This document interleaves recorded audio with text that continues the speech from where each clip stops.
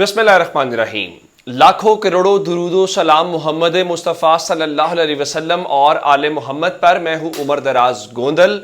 चूंकि मुस्लिम लीग नून और peoples party अपने तौर पे जो भी कोशिश कर रहे थे और ये भी तासुर कायम करने की कोशिश कर रहे थे कि हम पिंडी वालों के साथ यस हैं, और इधर नवाज शरीफ और जरदारी साहब दुबई बैठ के फिर जरा वो वहां से गए तो शहबाज शरीफ जरा वहां दुबई चले गए, तो ये अपने तौर पे चीजें कर रहे थे। और ये लाइन इस वक्त ये ले रहे हैं कि देखें ये हम फैसला करेंगे कि क्या ब्यूरोक्रेट होना चाहिए कि सियासतदान होना चाहिए। फिर बहुत सारे लोगों ने इनमें से ही आवाजें आई कि देखें ये सियासी मामलात को देखना होता है तो सियासी ओहदा होना चाहिए।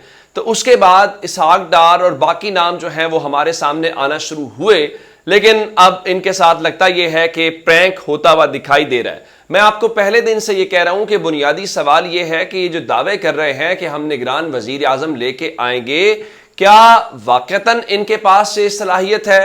क्या वाकईतन इन्होंने ही निगरान वजीर आजम लेके आना है? ये बहुत ही एक इंपॉर्टेंट किस्म का सवाल है। लेकिन अब दरमियान में वो अपना कार्य खास लेके आए। देखिए अब ये अगर जब ख्वाजा आसिफ टीवी के ऊपर बैठ के ये कहें कि हमें कब कब कहा गया कि आपको पंजाब दे देते हैं, हमें कब कब कहा गया कि आपको विफाकी हुकूमत दे देते हैं, तो इसका मतलब यह है कि इमरान खान की हुकूमत पीडीएम के बस की बात तो नहीं थी। अगर पीडीएम के बस की बात नहीं थी तो फिर राजा रियाज नून लीग या पीपल्स पार्टी के तस्वुर नहीं किए जाएंगे। इसका मतलब यह है कि वो कहीं और के कार्य खास हैं। अब से थोड़ी देर पहले राजा रियाज एक टीवी इंटरव्यू दे रहे थे और टीवी टॉक शो के अंदर उन्होंने बड़े दो टोक और बड़े दिलचस्प अंदाज के अंदर ये बताया है कि वो 3 नाम बुनियादी तौर पे वजीर आजम के लिए देंगे, क्योंकि पीपल्स पार्टी नून लीग जो भी कहे, अगर उन्होंने जो नाम भी देने हैं, जाहिर है कि राजा रियाज भी जाहिर है तो ये नजर आ रहा है ना कि मुस्लिम लीग नून का हिस्सा है, तो मुशावरत तो राजा रियाज और शहबाज शरीफ के दरमियान ही होनी है। और अब इसके अंदर बाकायदा मीनिंगफुल कंसल्टेशन का लफ्ज कानून के अंदर इस्तेमाल किया गया है। तो अब राजा रियाज कह रहे हैं कि वो 3 नाम तो देंगे, लेकिन असल नाम जिसको वो लेके आना चाहते हैं उसके ऊपर वो बोले हैं। उनके मुताबिक इन 3 नामों में से एक नाम वो माहिरे मईशत यानी इकोनॉमिस्ट का देंगे। तो इसका मतलब बहुत वाज़ेह है, और इकोनॉमिस्ट का मतलब यह है कि आपको वही नाम आएगा जो वहां से वो चाहते हैं। और फिर होगा क्या? फिर होगा ये कि राजा रियाज का जो तजवीज़ करदा नाम है उसके ऊपर शायद इत्तेफाक हो जाए, तो मुस्लिम लीग नून और पीपल्स पार्टी बहुत सादा और आसान लफ्ज़ों में ये कहें कि देखिए जी ये नाम हमारा तो तजवीज़ करदा था ही नहीं, ये नाम तो अपोजिशन लीडर, अच्छा अपोजिशन लीडर को इन्वर्टेड कॉमास के अंदर होना चाहिए, तो अपोजिशन लीडर राजा रियाज का नाम था। तो देखें ये इतनी बेदाग शख्सियत है, इतने शानदार नाम उन्होंने दिया है कि हमें इसके ऊपर किसी किस्म का कोई एतराज़ नहीं है। हालांकि हकीकत यह है कि वो नाम जहां से आया है या वो नाम जो दे रहे हैं वो हम सबको बड़े अच्छे से अंदाजा भी हो रहा है और इसमें कोई वो इबहाम बाकी नहीं रह गया। तो इसका मतलब ये है कि अब चूंकि छुट्टी है, अब अगर देखा जाए तो तकरीबन 31 तारीख आखिरी दिन हमें मंडे का दिन नजर आ रहा है, लेकिन लगता यह है कि यकम के आसपास हुकूमत जो है वो इनके दरमियान की मुलाकात होगी शहबाज शरीफ और राजा रियाज के दरमियान, तो जहां पे ये चीजें अपने तौर पे होती हुई दिखाई देंगी। अच्छा चले, ये तो निगरान वाला मामला है। अच्छा निगरान वाला मामला भी बहुत दिलचस्प है। दिलचस्प ये है कि इन्होंने इस बार कोरम पूरा ना होने के बावजूद 1 घंटे के अंदर 29 बिल पास करके रिकॉर्ड कायम किया। तो इस दौरान एक बिल वो भी था जिसके अंदर आपने निगरान हुकूमत के इख्तियारात के अंदर इजाफा किया। जरा इनकी बदकिस्मती देखिए कि 2023 के अंदर ये निगरान हुकूमत के इख्तियारात को बढ़ा रहे हैं।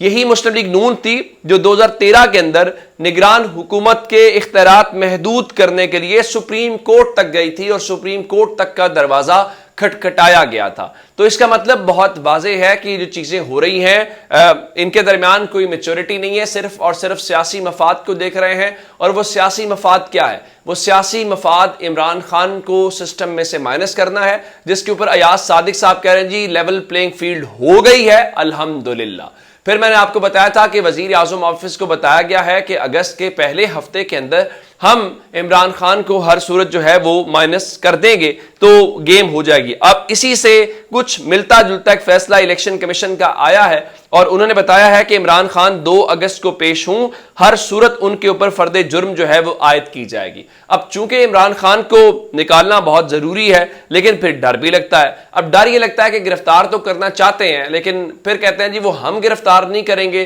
तो निगरान हुकूमत करेगी। अब इनके एक बहुत ही वो शख्स जो हर बार दावा करते हैं, उनका दावा तो ये था 25 जुलाई को भी इमरान खान गिरफ्तार हो जाएंगे, वो है जावेद चौधरी। कहने को वो कॉलमिस्ट हैं, कहने को वो तज्जियाकार हैं, कहने को वो सहाफ़ी हैं, लेकिन वो पता नहीं किस किस्म के सवाल करते हैं। जैसे उस दिन अतर काज़मी साहब उनके शो में बैठे हुए थे तो अतर काज़मी साहब को कहा कि इमरान खान ये केसेस का सामना क्यों नहीं करते, तो उन्होंने कहा इमरान खान और कोई किसी दरबार पे हाजिरी देने जाते हैं क्या? आज दाता साहब गए थे, आज बरी इमाम गए थे, अदालतों में रोजाना होते हैं ना, वहां पे फेस करना और क्या होता है। अगर एक जगह सुनवाई ना हो तो दूसरी जगह ना हो तो तीसरी जगह। तो अब उन जावेद चौधरी का क्लेम ये है कि इमरान खान की जो गिरफ्तारी है वो 15 सितंबर के बाद होगी। 15 सितंबर का मतलब यह है कि चीफ जस्टिस उमर अता बंदयाल साहब जो हैं उनकी रिटायरमेंट के बाद जो है उनकी होगा, क्योंकि अगर उससे पहले इमरान खान को गिरफ्तार किया जाता है तो इमरान खान को कोई रिलीफ नहीं दिया रिलीफ ही ना मिल जाए, इसके ऊपर हुकूमत बहुत डरी हुई है। दूसरी जानिब चीफ जस्टिस साहब भी जिस तोते में इनकी जान है, देखें अगर हुकूमत ये बार बार तासुर दे कि अगला जो चीफ जस्टिस आएगा तो हमारे मामला ठीक हो जाएंगे, हमारी चीजें बेहतर हो जाएंगी, तो लगता तो यही है ना जिस जो तोता इनके है। तो इस हवाले से जस्टिस काजी फायज ईसा साहब ने एक केस जो है वो मुकर्रर किया है और वो केस है जस्टिस काजी फायज ईसा साहब के मुतालिक जो Riyaz Hanif Rahi versus the registrar supreme court. ये बुनियादी तौर पे एक कंटेम्प्ट ऑफ कोर्ट का मामला है और जस्टिस काजी फायज ईसा के खिलाफ तौहीन अदालत की दरखास्त जो है वो दायर की गई थी।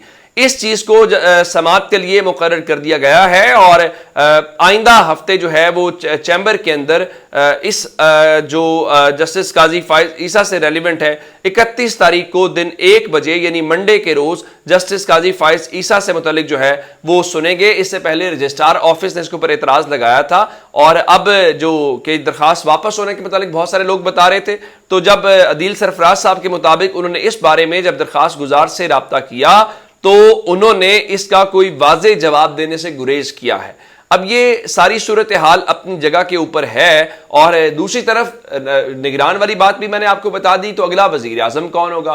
मुस्लिम लीग नून कहती है जनाब कि वो नवाज शरीफ होंगे, लेकिन पीपल्स पार्टी के खुर्शीद शाह कहते हैं कि जनाब नवाज शरीफ वापस आए और पार्टी को लीड करें। नवाज शरीफ के लिए वजीर आजम का ओहदा अभी सूट नहीं करता, जिसका मतलब है अभी का लफ्ज इस्तेमाल करके उन्होंने ये वाजे कर दिया है कि अगर नवाज शरीफ वजीर आजम के मनसब के लिए आए हैं तो ये पाकिस्तान पीपल्स पार्टी को काबिल कबूल नहीं होगा। अगर पाकिस्तान पीपल्स पार्टी को काबिल कबूल नहीं होगा तो क्या ये अल्फाज जो हैं ये पाकिस्तान पीपल्स पार्टी के अपने हैं या ये अल्फाज वहां से आए हैं जहां पीपल्स पार्टी अपने तौर पे बड़ी यस है, वो कहती है जी हमारे ताल्लुकात बहुत ठीक है। मुस्लिम लीग नून कहती है नहीं जनाब इनके नहीं, हमारे ताल्लुकात बहुत ठीक है। दूसरी जानिब उनके एक और हामी सहाफ़ी हैं मुनीफ फारूक साहब, वो फरमाते हैं कि अगर पाकिस्तान तहरीक इंसाफ बतौर जमात यानी बल्ले का निशान अगर अगले इलेक्शन के अंदर बैलेट पेपर के ऊपर ना हुआ तो उसका फायदा नून लीग को होगा। भला कैसे? उनके ख्याल में जो तहरीक इंसाफ का वोटर है उसके पास कोई और वजह नहीं रह जाएगी कि वो मुस्लिम लीग नून को वोट करे। मेरे ख्याल से ऐसा नहीं होगा। तहरीक इंसाफ का वोटर अगर वोट डालने के लिए उसको बल्ले का निशान न मिला तो वो एक लिहाज से बायकॉट करके अपना पैगाम जारी करेगा। मेरा नहीं ख्याल कि तहरीक इंसाफ का वोटर मुस्लिम लीग नून को या पीपल्स पार्टी को वोट देता हुआ दिखाई देगा। अच्छा, एक चीज कल से मीडिया के ऊपर चलाई जा रही है जी, वो शबर जैदी के बयान को लेके, और शबर जैदी ने यह कह दिया जी इमरान खान की हुकूमत रहती तो कुछ पल्ले न रहता और मैशत का भट्टा बैठ जाता। जिसके बाद अब उन्होंने जो जियो के शो के ऊपर शबर जैदी ने अपना रद्देमल दिया। वो कहता जी मैंने सिस्टम पर तनकीद की थी, पार्टी पर नहीं। मेरा मुकम्मल इंटरव्यू देखा जाए, मैं यकीनी बनाऊंगा गैर जरूरी एडिटिंग ना हो। मैं बरबला कह चुका हूं कि चेयरमैन पीटीआई की मौशी पॉलिसी में कोई खामी नहीं थी। माफिया ने इमरान खान की इकोनॉमिक पॉलिसी चलने नहीं दी। अब ये कोई नहीं चलाएगा कि वो क्या बात कर रहे हैं, वो ये भी कोई नहीं बताएगा कि उन्होंने क्या बताया था कि हमने जब रियल एस्टेट को और उसके ऊपर गए थे तो हमें किसने कहा था यहाँ हमारे लोग हैं। लेकिन इमरान खान के खिलाफ जो बात इस्तेमाल हो सकती है सिर्फ वो एक तरफा बात इस्तेमाल की जाएगी। अपना बहुत सा ख्याल रखिएगा। खुदा हाफिज।